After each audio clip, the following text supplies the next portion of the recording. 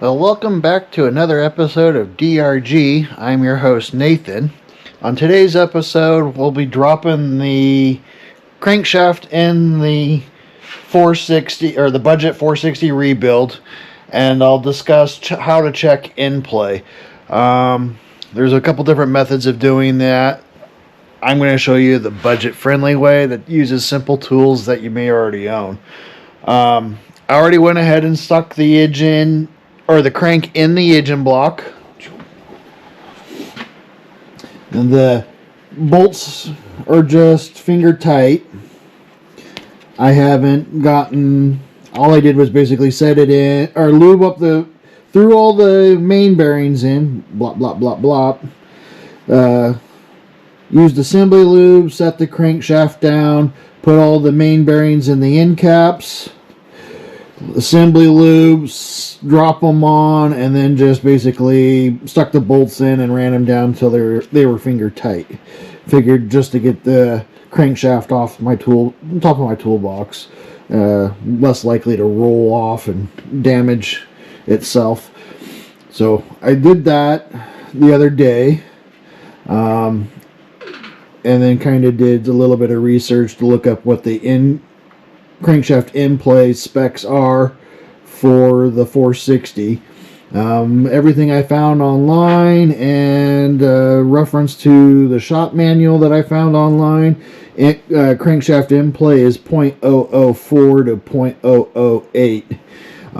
And I'll explain what it is, why you need to care about it, how to measure for it, and how to, if it's tight, make it loose. If it's loose, well, there's not a whole lot of ways to make it tighter. You can shop around for different bearings and change the bearings possibly to correct it. Otherwise, you're looking at either repairing your crankshaft or finding another crankshaft. So to start, you just basically want to kind of snug down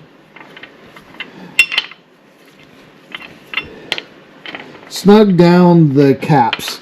Now, some people say you could do just the main cap and one other cap. I like to throw all the caps on and just kind of leave them hand pressure tight. They don't need to be torqued to spec yet. So once you kind of get them all hand tight, now if I've some people say torque them down to 20-30 foot-pounds. I usually just kind of do hand tight. The crank isn't going to move a whole lot. So once you get it hand tight, rubber mallet, dead blow, you basically a couple smacks to the rear,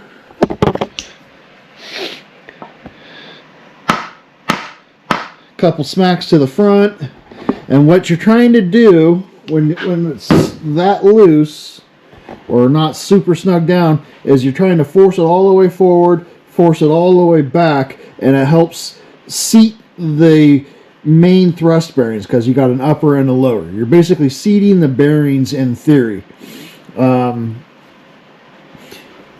that gets you the bearing set, and then it gets you prepared for measuring bearing end clearance. Now, most machine shops, when they turn your crank or assemble your engine, are going to do Endplay. They're going to use a magnetic dial indicator, so a magnetic base that attaches to your block, and then has arms, reaches out, and it can touch, and the needle of the dial gauge touches the end of your crankshaft snout, and then you force it forward, force it all the way back, zero it out, and then you pry forward and take your reading, and that gives you your reading. That's probably a more accurate way of doing it. I'm going to show you the feeler gauge set way of doing it. One, I don't have a dial indicator, and since we're doing budget, I wasn't going to go out and buy one. But I do have a set of go, no-go feeler gauges. These are, well, it says made in China, have no name on them, so I'm going to guess these are probably like power built or power torque or whatever you get at the tool aisle of your local automotive parts store. So basically you go through, got all the different go and no go. So these will usually cover a range. Like this is 0.005 to 0.007, and so it'll be really loose down at the tip because it's thinner, and then as you work your way up the shaded section here, kind of hard to tell, it's the little discolor, it tapers up to the larger size of the measurement on the feeler gauge or feeler blade, however you like to pronounce it, call them. And man down, I dropped them. Butterfingers.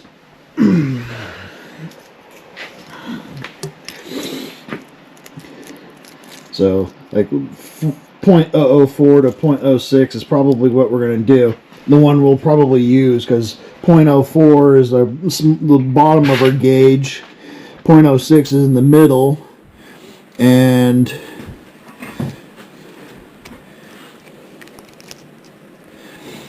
the 0.08 one is our max. So there's, I think, like a 7 to 9 in here. There it is, 7 to 9. Those two are really all you really kind of need. And you could use just regular, if you don't have a set of these, you could use a set of regular feeler gauges as long as they go you have one that starts down at 0.04. You at least want the smallest, and you at least want your maximum clearance 0.08. That way basically, okay, put the small one in, nope, it's loose. And then you put your large one in, nope, it won't fit. Well, if it's the smallest is too loose and the largest is too tight, then you know you're somewhere in between the specs, and that's all you kind of really need. And basically what you do is you kind of measure, hard to see down in here, in between the face of the crankshaft and the face of the bearing, side bearing on the, or the thrust face of the main bearing.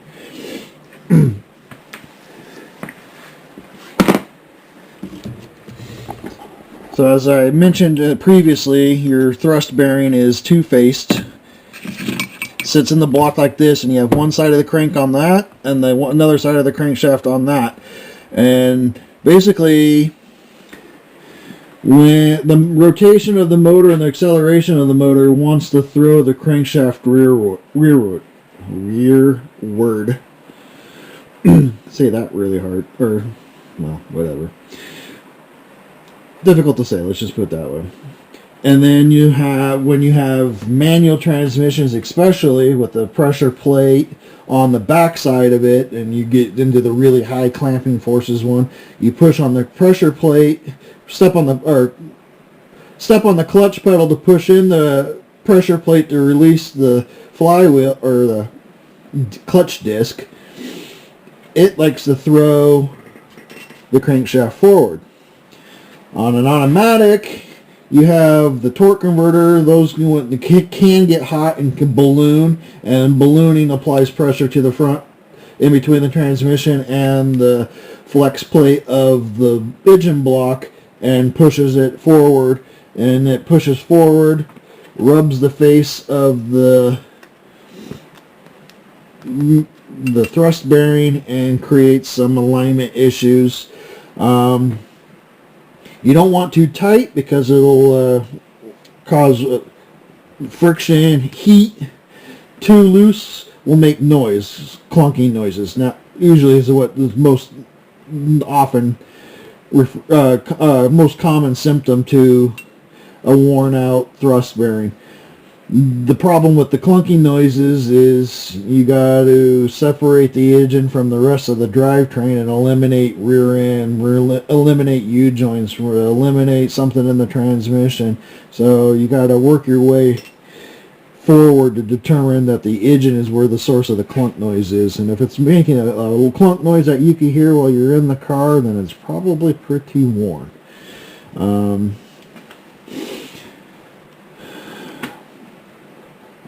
If I took the bearings out, I could probably show you the movement forward to backwards. I have a sneaky suspicion that this motor is probably really, really tight. So what I need to do is I'm going to take a pry bar, pry down in here, pry forward, and then probably put the pry bar here and pry rearward. And since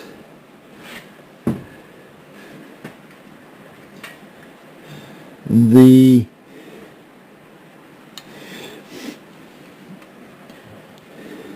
main cap on this block is machined in a way that I can't get back in here, this is going to be my measurement source. And so I'll be taking my feeler gauges and sticking them down in here, trying to find out where my what my clearances are. And since I'm doing the front face, I probably want to pry rearward first to kind of set it, and then pry forward again, because that'll be my maximum clearance, and then I can take my measurements. And when I get my measurements, and if they're too tight, I'll discuss how to increase the clearances.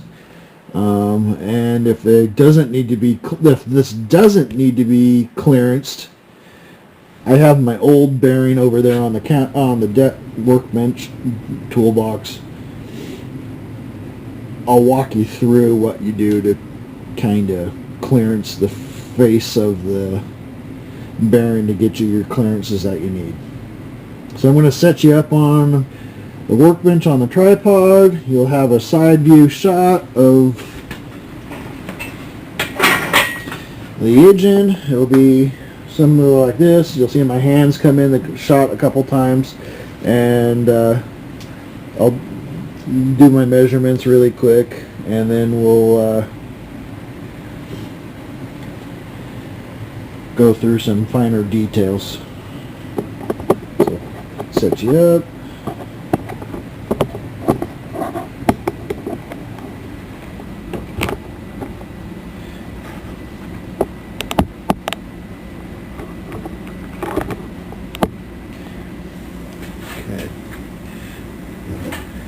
So for this, you want a pry bar. You could possibly do it with a decent screwdriver. You don't really want to pry anywhere where there's a machine surface and you can mar a surface. So you don't want to pry where the bearing is, because you can mar the bearing there.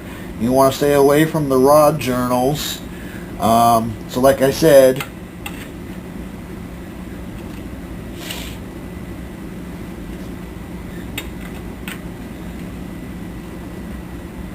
there's a good spot, and then back here's a good spot.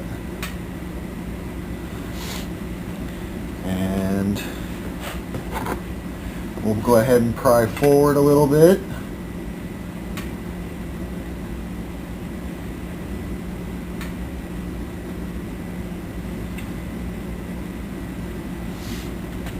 I probably should have tightened those down just a hair more than I did. So we'll take our 004 to 006 feeler gauge, run it between here,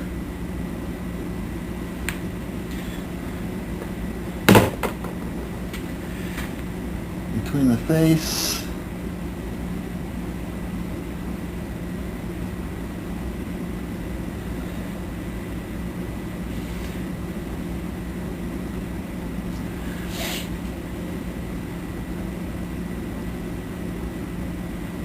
interestingly enough, I could get it in on this side over here.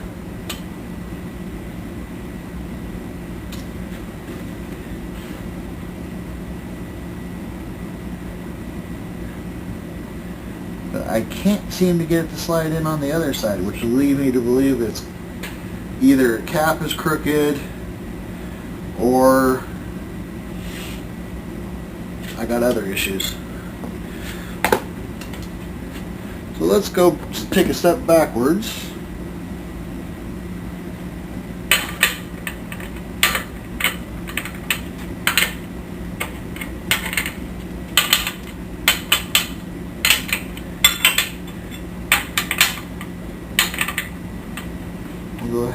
loosen all those back up.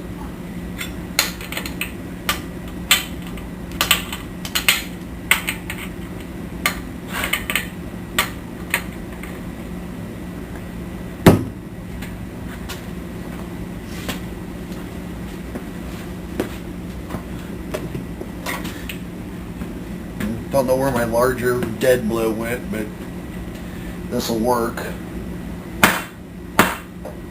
Maybe.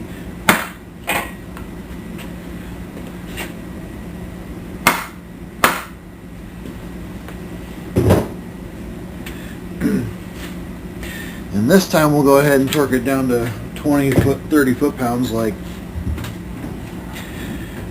they recommend.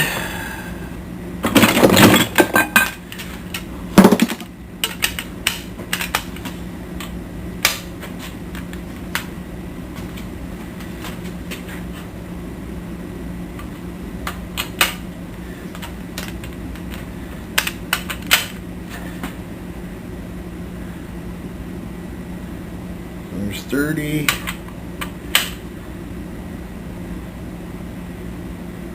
And there's 30.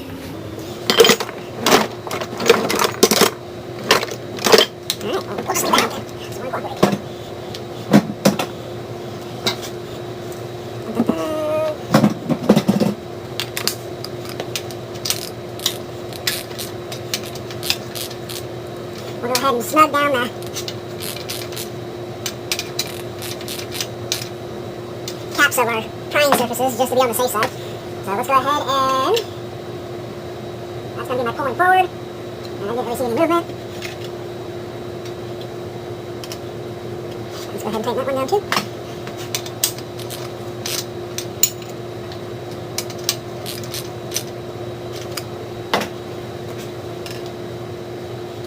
Rotate that back around.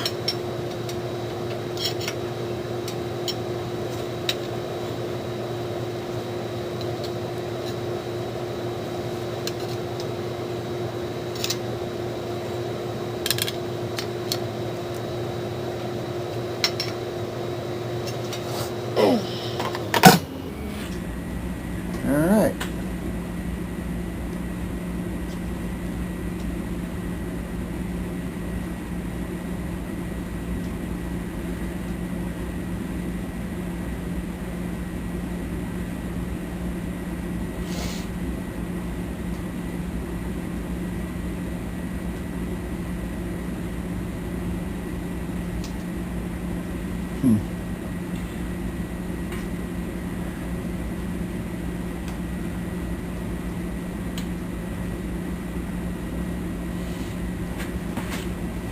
And interestingly enough, same thing.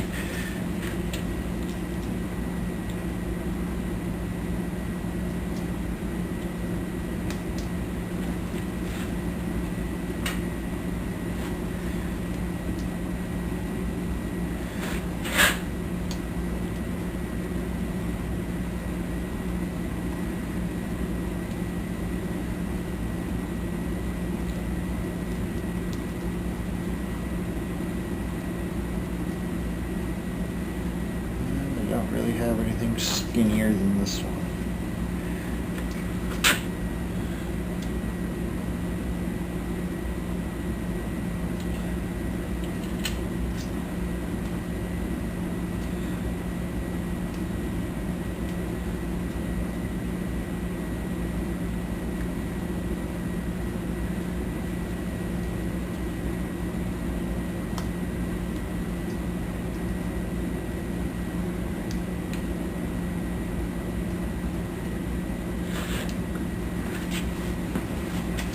A little bit smaller pry bar or screwdriver.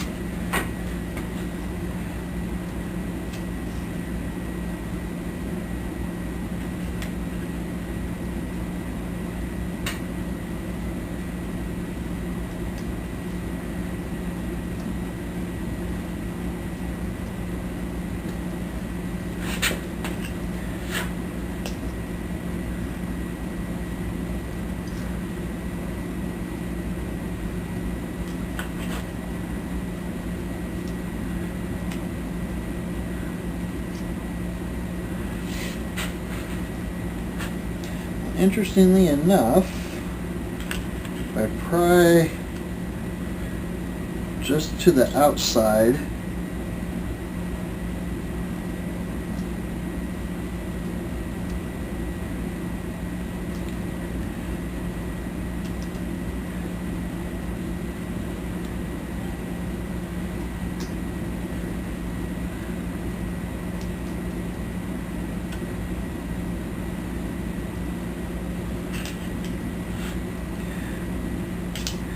if I pry and I keep applying pressure, it'll actually go all the way around.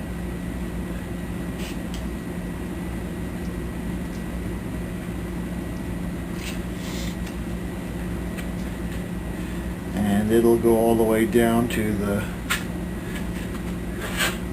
4 to 6.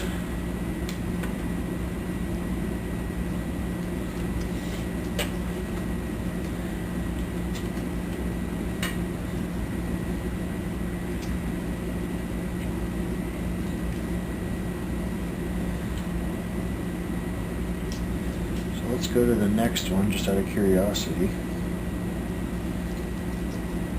Now I'm going to have to go figure out what I'm not doing right. Never ran into this before.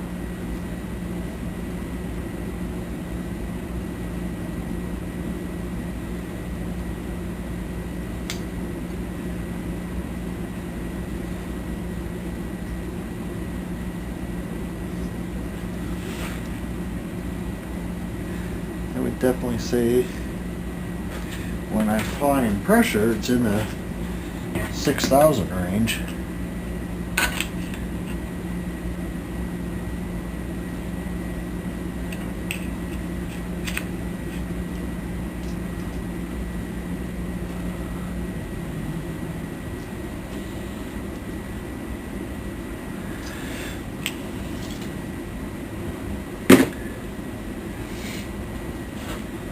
So I must be doing something wrong, because this isn't working like it normally does.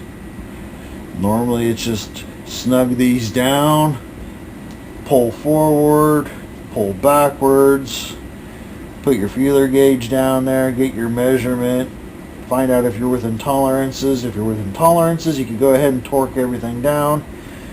If you're not within tolerances, then you gotta sand or file. Basically what you do is when you're not in clearances, this is where the bearing surfaces rub, and you can see this crank has a weird, kind of a weird rubbing pattern on it, because the bearing should all be this silver color, and then where it's worn down into copper, this is relatively new here, but where it's rubbing down to the copper's word, and it's been moving forward or backwards.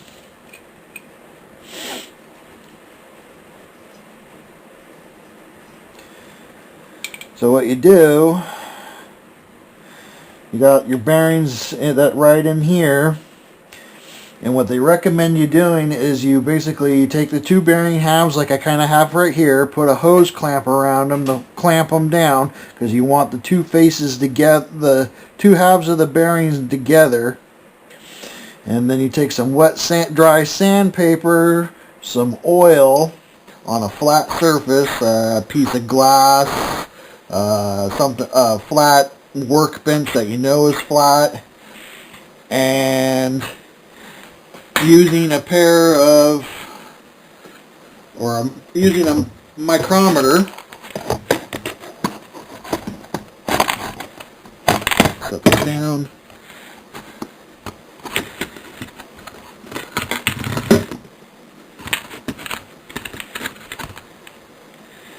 Should have prepared this, but oops.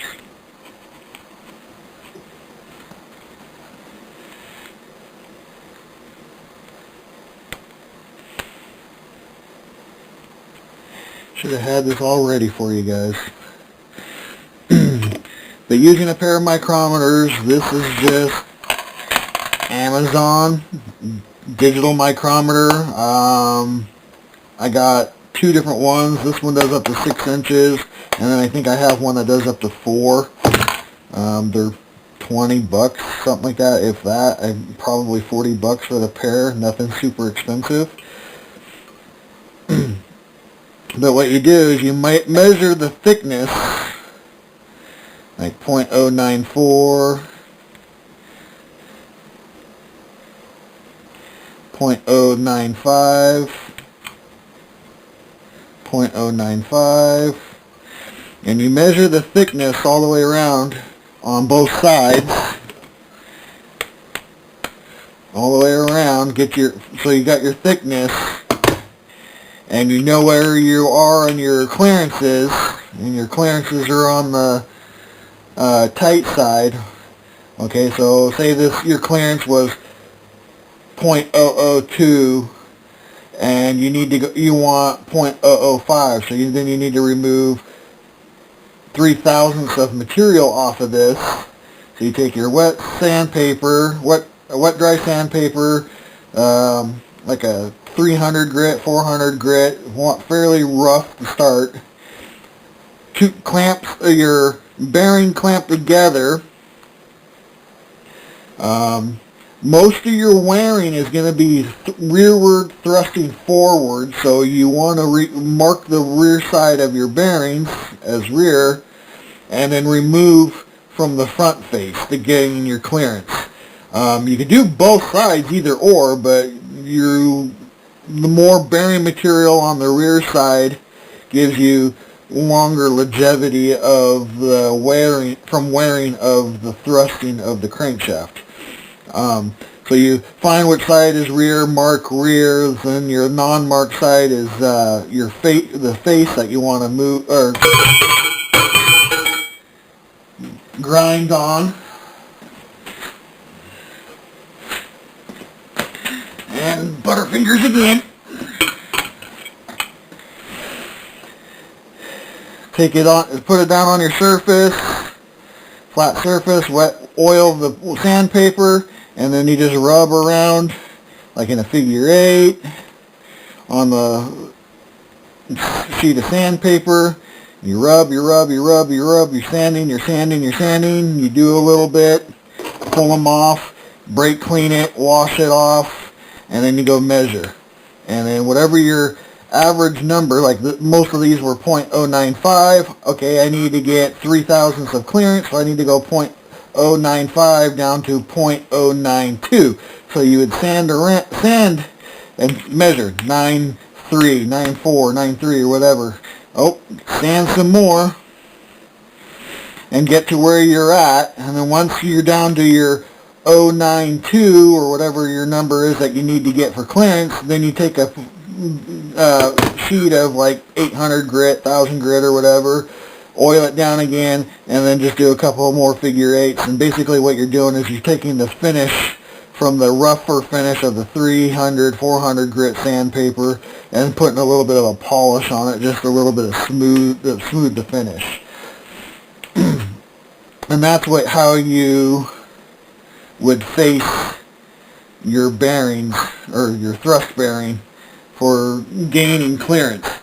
Now, if you're loose, you could go out, and some manufacturers may offer a thicker thrust face. Cleveland used to at one point, and then you'd go order a separate set of bearings for the thicker thrust bearing.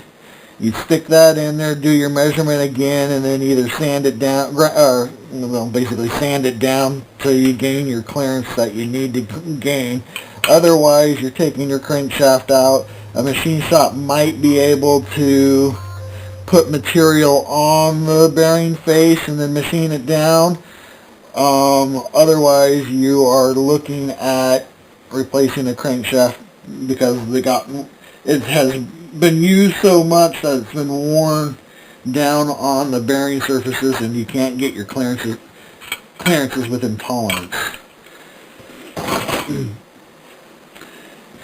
So I'm going to end it here, figure out what I'm not doing right, and then I'll come back and try it again. not perfect. I make mistakes like everybody else. This just requires me figuring out what I did wrong. I don't know if there's a specific 460 procedure, but this time I didn't get it right. So with that, I'll end it here, and I'll bring you back in on an update when I figure out what I did wrong. We'll correct my mistakes, and then we'll roll the block over and we'll throw some pistons in it. Well, thanks for watching. If you liked what you saw, click like and subscribe, share it, comment. If not, no, doesn't hurt my feelings any. Thank you. Alright, I'm back with updates. So, I had the technique correctly. I had the technique correct. And yes, you can actually measure the rear bearing. If you rotate the crankshaft all the way there, you can see the silver. It'll actually go, even though this cap is recessed, it'll actually, the face of the bearing is kind of flush with it. So you can get your measurement from the rear. So what my mistake was, when I decided to set the bearings in and put the crank in there, and I went ahead and assembly lubed everything. And I did the assembly lube on the main bearings and all the main bearings. And when I did the thrust bearing one, I did the faces of the bearings as well. Apparently you're supposed to do this dry. Oops. I forgot that. Didn't think about it. Just went ahead and did it. So that was a lot of my issue is it's really when you put your grease in, or your assembly lube in here, which is kind of like a really thick grease, you clamp everything down, you got assembly lube on the face of the thrust bearings and everything, and then you're trying to pry forward and pry backwards. Grease takes a little more effort to compress than, well, if there was just air, basically. Compressing a liquid. So what I ended up doing was that I ended up taking all these caps off. Some of these caps are still loose. Not all of them, but some of them are. I took them all loose. Basically all I did was clean the main bearing. I left these with assembly lube because there's nothing preventing the crankshaft from sliding forward to backwards on these. It's just the grease protects the bearings, and I was rotating, so I only cleaned the main bearing. I cleaned the face of the main bearing, and then I cleaned the seat of the main bearing, and then I put the caps on 2 and 4. I put those on, left 3 undone, and I pried forward on using 2 and 4. I pried forward, pried backwards, did it both ways. Watched the movement with this cap off. Watched the crank movement, and then I pried it all the way to the rear, boop, with the cap off, and then used my feeler gauge to get to see what I'm getting. And the 4 to 6 gauge would slide through really easily. You can see I bent it. And then I would try to 5 to 7, and the 5 to 7 would get some drag on it. So I'm like, okay, I'm getting close. I know it's less than, the clearance is greater than 5, but might be around 7. So let's go to the next gauge between 006 and 008, and I would put the 006 to 008 in here, and I can't really get it to go. I can kind of get it started, but that's about it. I'm like, okay, so it might be a loose 006 right around 007. So then I went and put the cap back on it, torqued it down. Well, I didn't torque it all the way to specs. 20 foot-pounds. So this is 20, This was already 20. I went ahead and did this at 20 with the cap on it. And then to show you, if I could get it to cooperate with me, because it wants to stick to the top. There it is.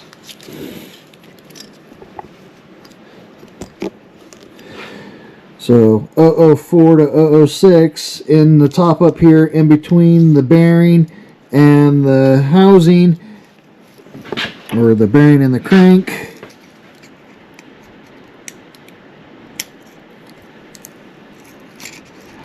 And it slides in there really easy, and then it starts to get a little drag as I get closer to that 6 mark. So then I go to the next set.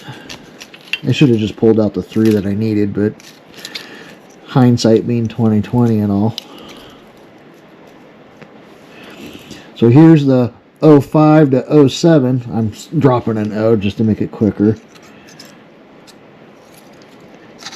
It'll go in, get started, and then that's about it. There's not a lot of movement.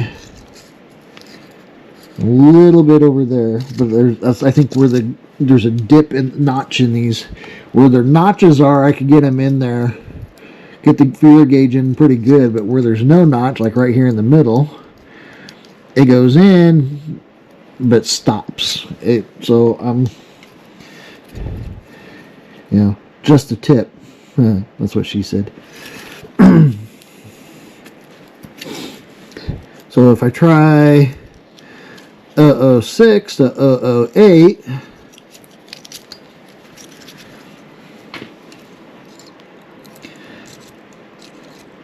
and it basically won't even start anywhere. It will over here for whatever reason. This side will start just a hair. And then over here,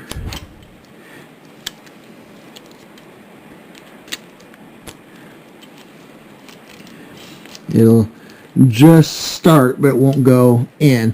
And then if I try back here on the front, and the front's not going in anywhere, because I think right now it's set all the way back, if I remember right.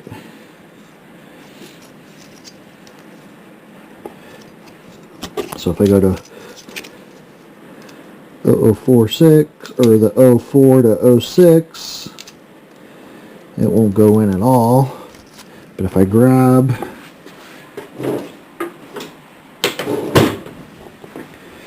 pry bar,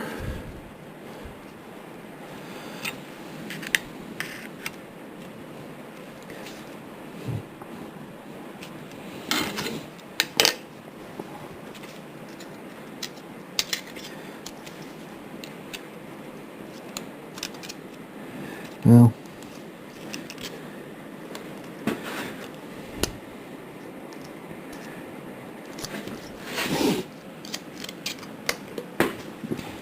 there we go.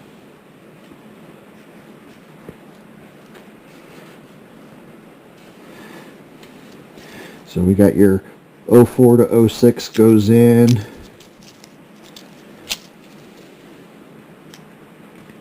05 to 07 goes in, and then gets a little draggy towards the end.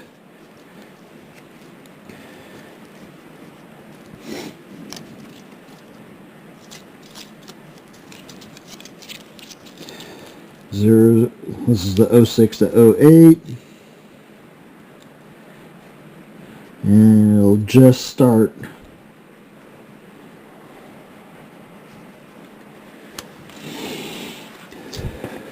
So I'm going to say it's around 07.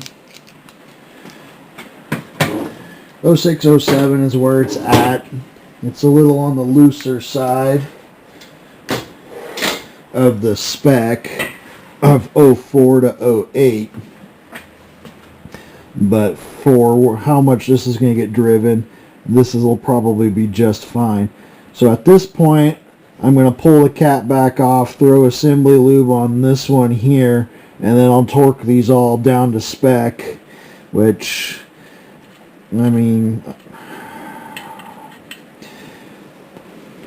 I don't know if you guys really want to see that. Basically, I start in the middle with torquing. So I have a torque wrench in the socket over there. You do it in steps. So I torque the number 3 to, I'll do steps of like 50, 75, 100.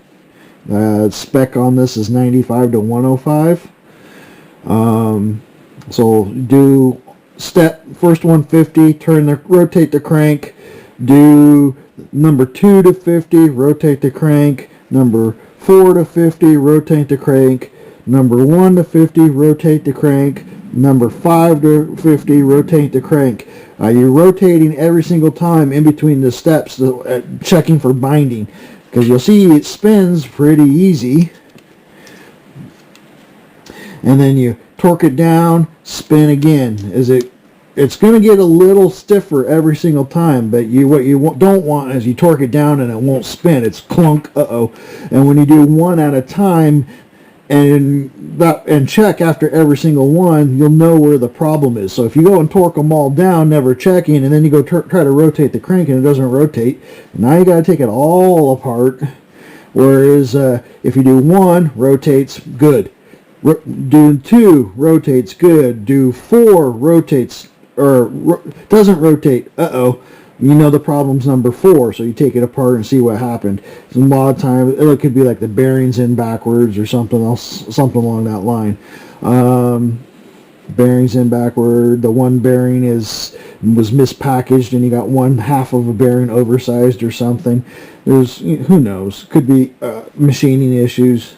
You always want to check. So I do each step 50, checking each one. Next step 75, checking each one. Next step 100, checking each one. And then once we're done there, we go ahead and we can rotate the block and we can start the piston install. So I'm going to end it right here because I don't think you really want to see me pull a cap off, smear some schmoo in it. You know, a little looby dooby goes a long ways, and especially on bearings. And then torque the cap down. I just walked you kind of through it. I don't think you really want to see me do it. I also like to take my orange paint pen, so after I get to the final spec of 105, I'll paint mark the caps. That way, if I get interrupted, I know where I left off, and when I come back, where I'm at. And it's also sort of a visual check later when I go to put the oil pump in, put the oil pump distributor or drive shaft in here. Before I go to put the pan on, I'll look. Check mark, check mark, check mark. Everything, all the mains are checked, and then I'll do the same thing with the rods. Check, check, check, check, check, check, check, check. But we'll get to the rods when we get to that next step, which will be the next video. So, like I said, I'll end this right here for now. I'll go ahead and pull this cap, rear schmoo it back up, throw it back on, torque these all down, and when I see you next video, I'll have the block upside down and I'll walk you through the piston install. And well, hopefully you enjoy. Figured I'd bring you up to date. I'll take this little update video, add it to the first video, the first half of this video, and there you go. And will be released sometime in the future. Thanks for watching.